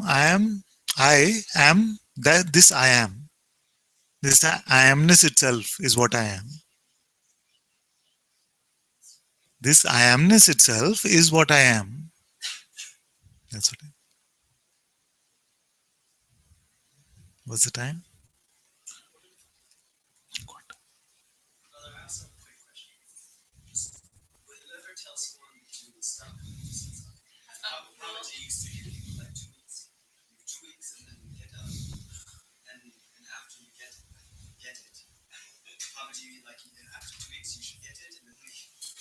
Yeah.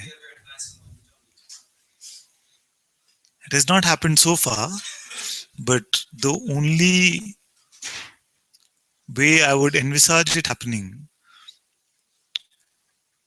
is if someone is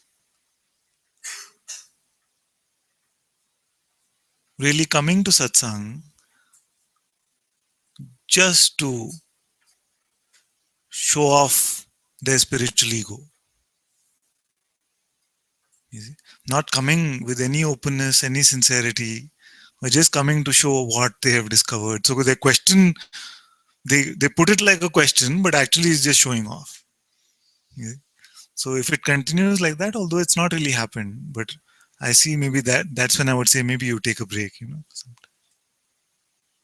If I don't sense openness, then you can come and actually, even if there's no openness, but you're not really being loud and trying to just prove to everyone that you got it or something like that, then it's also okay, because the grace in satsang is doing something.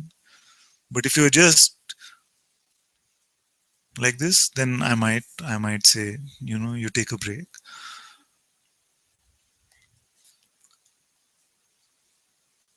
What tires me sometimes is this very strong just spiritual ego, like that, this specialness. And the other thing that tires me sometimes is this convince me, impress me sort of energy. If you want me to come to satsang, you must impress. I have no energy for that kind of stuff. So for those, I might say it's okay.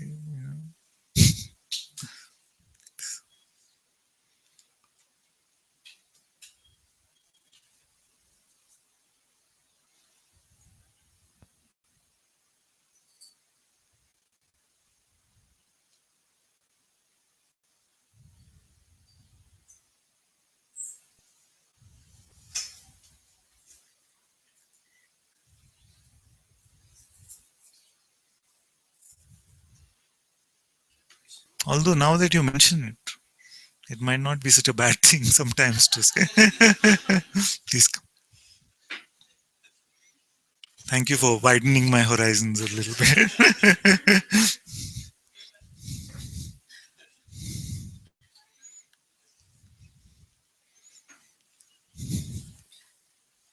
Mike?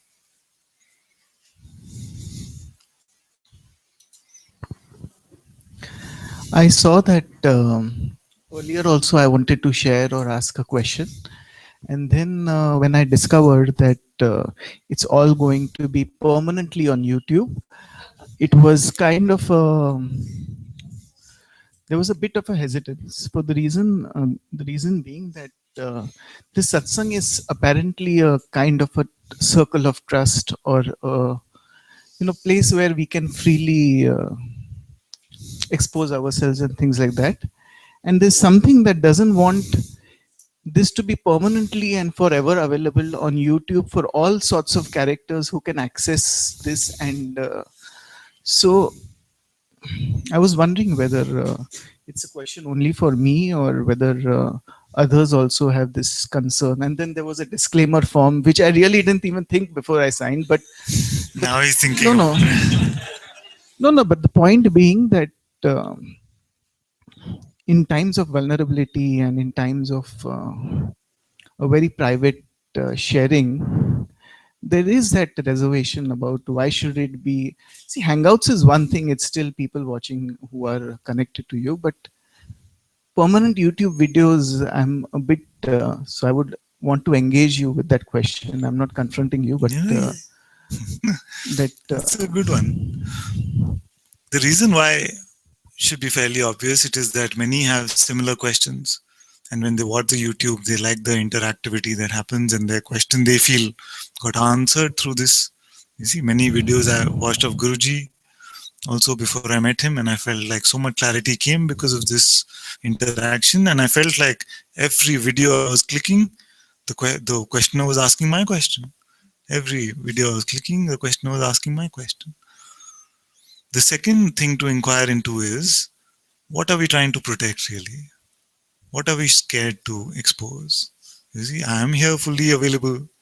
You see, I have never said really something where I've said, okay, I didn't like my answer to this or something. Can you go edit that or not publish that? I've hardly ever had those instances. Only when something is very, very sensitive, private information, then we say, okay, let's edit that out. You see, so I'm not scared of what kind of image is being created in the outside world, which kind of characters are going to look at it and things like this. So that's also a little bit of an inquiry to see what is it that we are so scared of? What could happen really? It was less of a personal thing. It was more of a bit of a general thing because, like you pointed out, one of our friends in the previous satsang had talked about her relationship with some sadhu. Yeah.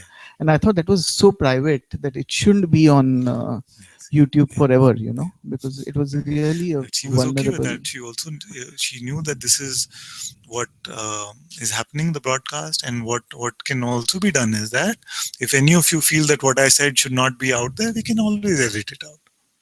So that's what I wanted to bring to your attention, that some things may be appropriate, but some things may. It will never be where someone comes and says, okay, now it just was very intimate, very private. It came up in that moment. Can you edit it out? I don't ever see myself saying, no, we can't. That much I honor you, definitely. So yes, that was one part that I wanted to bring to your notice. And there was other part that I wanted to share a bit, is that like many earlier, I was also into this type of a mood that finish, this should be my last life, or I should get it, or I've had enough, or no more, or things like that. But nowadays, I don't really see that that type of a tendency being that strong. In fact, nowadays I seem to really enjoy the possibility of being a seeker, because it gives me the opportunity to meet many wonderful people, and I absolutely love meeting people whom I get inspired with, and I just somehow I don't. Maybe it's a attachment or what, I'm not sure, but somehow I'm perfectly happy with just living this way. The seeker life. Yeah, living this way, meeting people, and it reminds me of a phrase which somehow seems to now resonate with me that I don't mind being in the body for again and again as long as I have the company of the Sadguru or something like that, a Kabir or some, yeah. So, but the question is that although I'm now perfectly at ease and in terms with this type of a search where I'm not actively really wishing to reach a particular goal in a particular time frame or in this lifetime itself, whether lurking behind that is a laziness of the mind that is kind of uh, disguising itself in form of contentment and oh, everything is okay, but actually it's the mind which is lazy, so I'm not able to it's not completely clear to me whether it's it's a state of contentment or a laziness, some kind of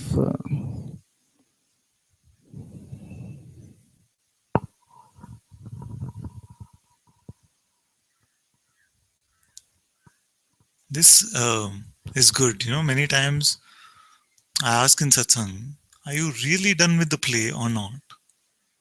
You see? And I appreciate when someone says, no, not really. You see, I'm enjoying this too much. Just like that character in the Matrix who says, I know, I have a good idea that all of this is just a program, but I enjoy this steak and wine too much right now to want to give it up.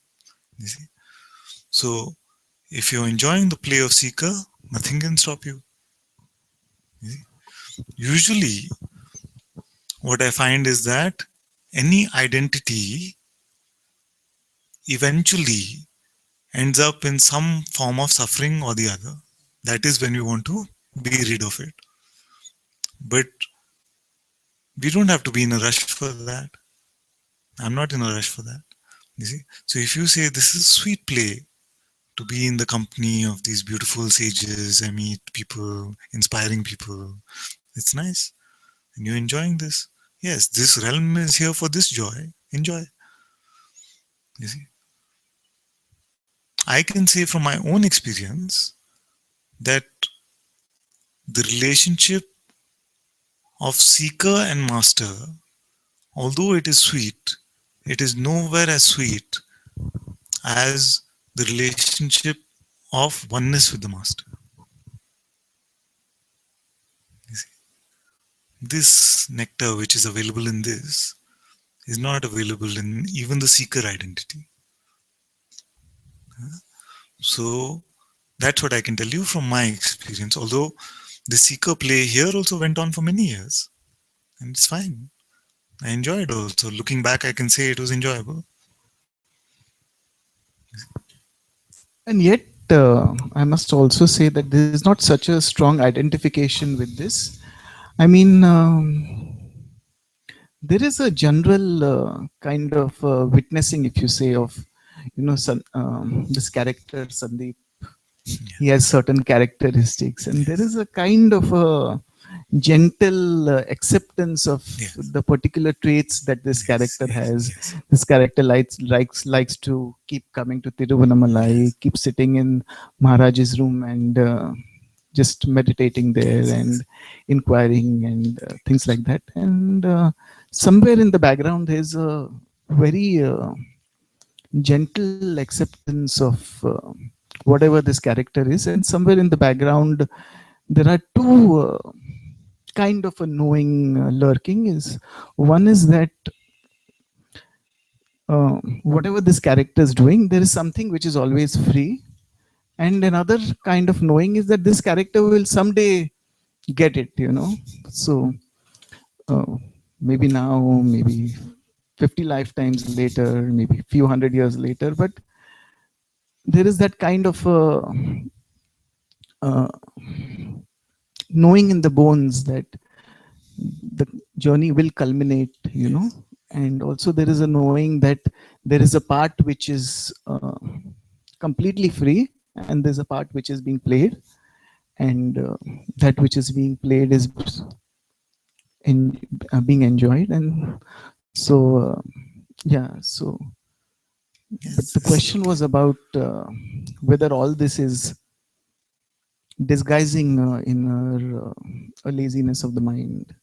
We don't have to say that. I feel it's fine. In fact, I appreciate this honesty. You see, because many times this is what we are really feeling in our hearts, but in our question we're saying, I want to finish it now. You see, then that becomes a struggle. When you really don't want to finish it, you saying, this is fun, this is nice, I enjoy this play. What's the rush? You see, like this, I appreciate this, and you're very welcome to be in satsang with no rush. You can stay. Yeah, it's not like that. Usually, I found that there's a very deep urge for merging. There's a very deep urge to discover who I am, a very deep urge to let go of all identities, including the seeker one. You see, and this really comes to that point, then complete openness is there to drop all that is false. Yeah? Having said that, there is really nothing wrong with the play as long as you have this kind of honesty and integrity about it.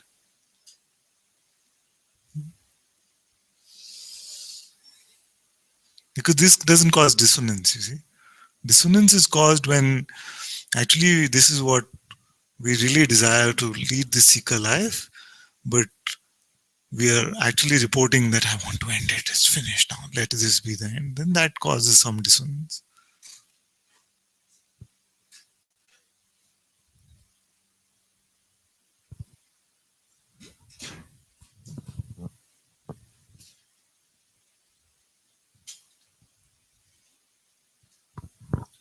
What I do find as very welcome qualities that have arisen is that there is a kind of a patience that now I'm really, there is a kind of a wow, this quality has arisen, and so there is a kind of a liking to this.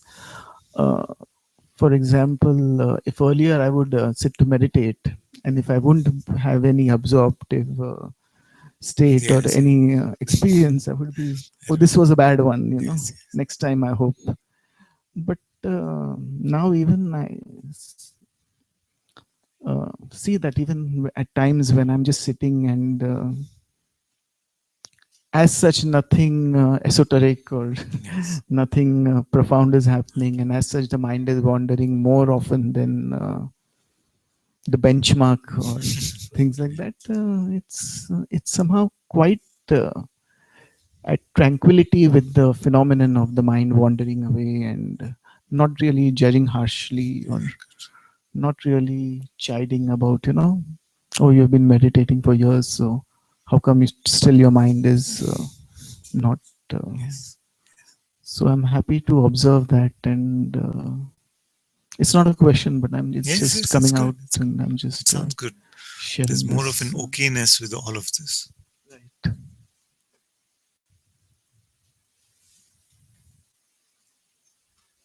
So yeah, it's not a this was not a question, but is it okay? I mean, is it is it is satsang? I mean, is the hot seat primarily for questions or just general checking, sharing, reporting? It's Also, primarily, although this I enjoy this interaction very much, but I have to say that primarily it is for those who have this urge to inquire together and find out. Now there is no time. There is no time now. And I'm not so radical about it. This is also good.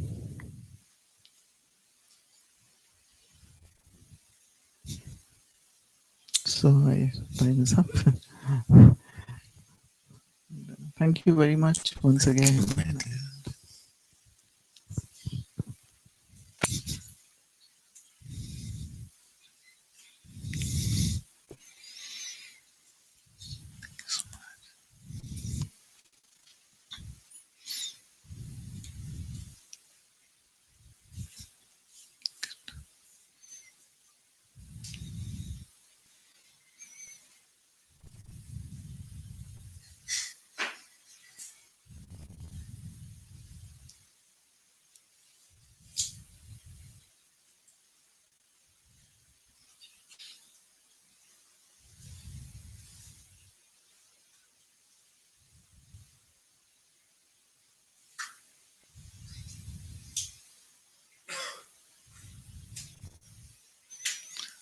want to say something also that Ram Baba is here. Can you come? Come.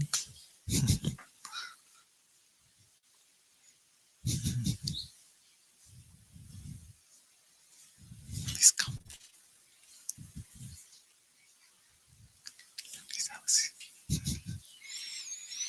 Yes, yesterday actually, before I got your message actually, I was sharing with some friends and I was saying that Ram Baba is the sweetest sadhu I've met.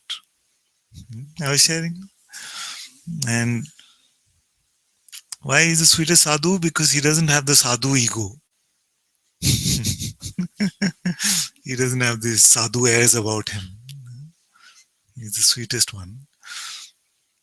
Then yesterday in the night, just before I was going to bed, I saw this message from him which said that the doctors have found that there is a cataract operation that needs to be done for the left eye, and this operation is going to be done in Chennai, and the cost of this operation is some 40,000 rupees. And he said if he could help with that, he'd be grateful. And I said, of course, we'll help as much as we can with this. So I felt like to invite him here today, and I would like to make a contribution, and also just with no forcing, of course, just if something is coming for some of you to help with this, one of us can go around and collect some money, and we hand it over with our appreciation actually for such a beautiful being.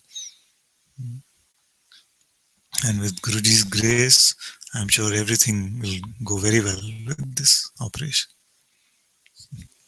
Yes, my dear, of course. Yes, I listen many satsangs. Many books, read everything, and I'm really always analyzing mind, always analyzing. So I find this right and wrong, judging state, everything. But and I don't trust my mind. Even I analyze, but I never trust because it never lead me to the right destination. So that is my experience. And so just to drop everything, finally there is something to come to know. This is the right time to this Arunachala under the feet of Sri Ramana Maharshi in Arunachala. And my pradakshina yesterday, that makes me to, so I again experience with my mind, the true satsang within me, like that. I ask question and Shiva is sitting somewhere here. And I ask question that way, I ask, Shiva says, finally there's a dead end and I cannot go further. He said? Dead end. Dead end. So dead Shiva end, is the final answer. Yes. And I cannot go further like that. This make me to feel, and every moment is very good for me to live. And so every miracles to say moment by moment, it's a miracle to live in this. Yes. And it's really God's grace to meet such a lovely, or to say honestly, so I cannot, no words can say. And it's really God unite with such a great soul who are having that love and everything, and Guruji and Anantaji. And there's no, so beyond the names of this, the grace, what they play through this human form. And it's very happy to be here. And right now, this I feel the aliveness. And this is the satsang. So many ask questions even about that mind. And the answer from Mr. Antaji is just so take that from that point where the mind just drawn to the source. And it make me to feel just shanti. And it's really very much, how to say, it's not beyond the meaning of the words. Thank you. Really, I feel that sense of this aliveness whenever the answer comes to reveal these things, and really it's very grateful to attend this satsang. And also I thank God through this living energy and who is helping or just participate in this matter, and this go through these souls to back to Arunachala. I can thank you for everything. Om Namah Shivaya. Om Namah Shivaya. Thank you.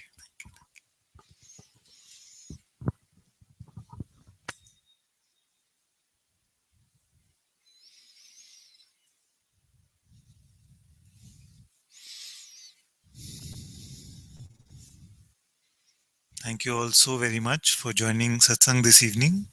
Sadguru Shri Muji Ji ki Jai.